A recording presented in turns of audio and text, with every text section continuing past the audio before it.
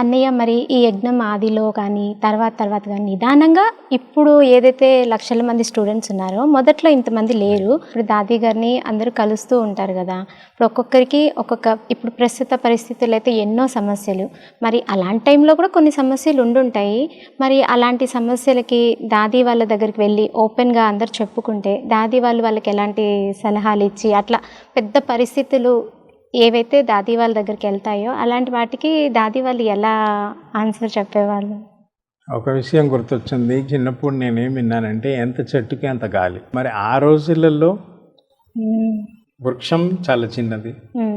ఈ అనుసారంగా చూసినట్లయితే, ఇప్పటి అనుసారంగా చూసినట్లయితే మెయిన్ మీరు అన్నది కదా, అంటే కరాచీలో ఉండే కదా, అక్కడేమో కంప్లీట్ తపస్సే, ఇంకా వేరే సేవ లేకుండే. 14 సంవత్సరాలు ఏదైతే అక్కడ చేశారో ఆ తర్వాత 1950 తర్వాత కదా మే 5వ తారీఖు ఇక్కడికి షిఫ్ట్ అయింది. ఎవరైతే పెళ్లి చేసుకున్న తర్వాత పిల్ల అయిన తర్వాత కూడా కొంతమంది పిల్లలతో పాటు వచ్చారు, కొంతమంది స్వయంగా వచ్చారు.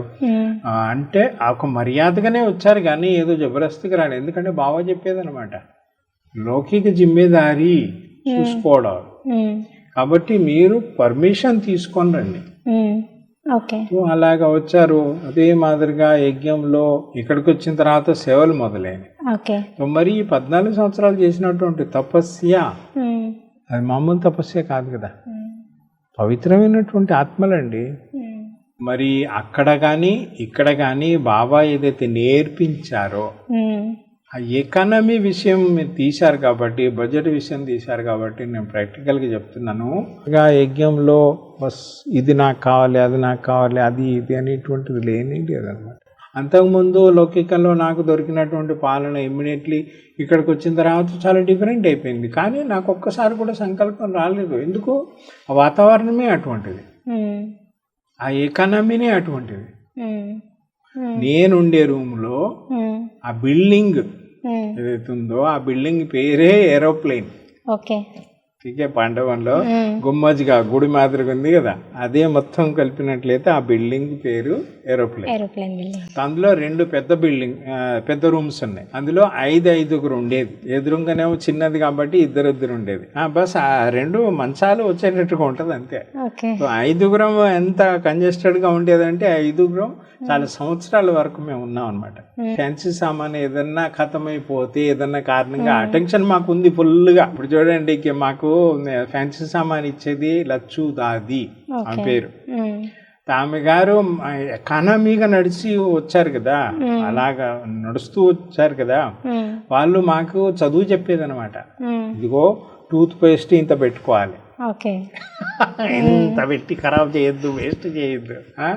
బ్లేడ్ ఉందంటే ఈ బ్లేడ్ ఇన్ని రోజులు వాడాలి, ఇలాగా అనేటువంటి ప్రతి వాళ్ళు చెప్పేటువంటి ప్రేమ. ఇప్పుడు నేనున్నాను లౌకికంలో, మేము పెద్ద లక్షాధికారులు కాదు, కానీ ఏదైతే పాలన దొరికిందో ఆ పాలన ఎలాంటిది అని అంటే మంచి ధనవంతులకు కూడా అంత శ్రేష్టమైన పాలన చాలా తక్కువ దొరుకుతుంది. ప్రతిది కూడా వస్తువు, బట్టలు కానీ, తిండి కానీ, అది కానీ. మేము తిన్నటువంటి నెయ్యి ఇప్పుడు కొంటే కూడా దొరకలేండి, గ్యారంటీ చెప్తున్నాను. ప్రతిదీ కూడా మరి ఇక్కడికి వచ్చిన తర్వాత ప్రతిదీ కూడా ఎకానమీగా నడవాలి అని అంటే మరి ఆ భావన ఎక్కడి నుండి వస్తుంది? ఆ వైబ్రేషన్స్.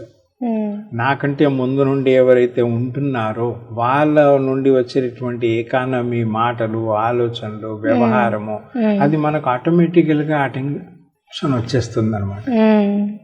చాలా ఎకానమీ అంటే చాలా, మీకు ఎగ్జాంపుల్ చెప్పాలంటే ఏమి చెప్పను, అసలు అంత ఎకానమీగా నడిచేదన్నమాట. ఎక్కడ కూడా ఎంత చలున్నా సరే ఎక్కువ మనం రజాయి అని, బ్లాంకెట్స్ అని అవి వేసుకోవడం తప్ప ఇంకా వేరే ఫెసిలిటీస్ అనేటువంటిది అసలు లేని లేదు. ఒక్క హీటర్ కూడా లేకుండే కొన్ని సంవత్సరాల వరకు. ఒక్కటి కూడా వేస్ట్ అనేటువంటిది వాళ్ళ జీవితంలో లేనే లేదు.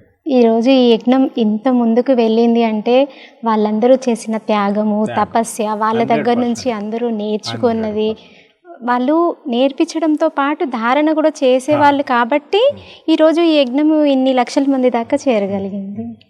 అది భగవంతుడి శక్తి.